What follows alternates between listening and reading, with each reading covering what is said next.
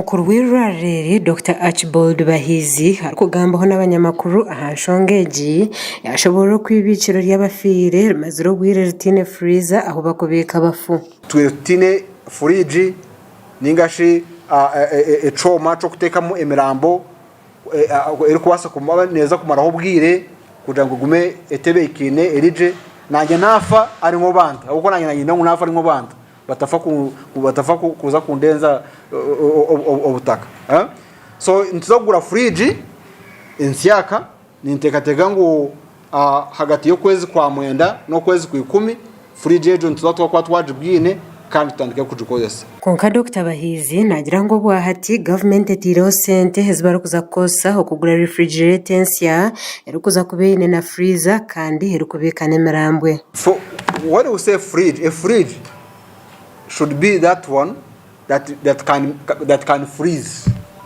Okay? So if you do not have a freezer, then you do not have a functional fridge in the mortuary. So the fridge which is available doesn't freeze. So they were going to procure a bigger fridge which will be able to handle not one body but minimum of 6 bodies. Umwibiciro ry'abafireri hakirumwe bisigarira by'umuntu ibicirwe kumara imyaka 19 kandi otarukumanywaho washangirwa fire ho musiri umugombore yakasenda ho mwaka gwa 2007 konka Dr Bahizi nagira ngo hakiriho kucondozo kuri umuntu kugenda umisho kwenda kumanya umuntu ogwe omu nyenda kuciyayo tekugira ngo tubiciro umuntu tawo tubiciro umuntu tubece ebicweka ebitekatekwa unebyo muntu kandi hakabaho kucondoza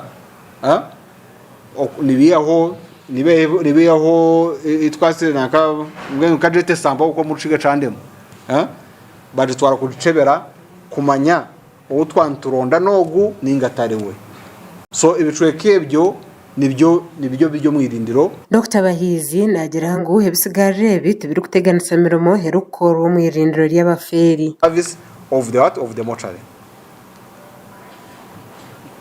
It is not a fresh.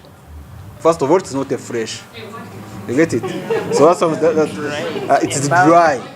So yes, exactly. They are bones. So it's not a fresh. It is not stinking.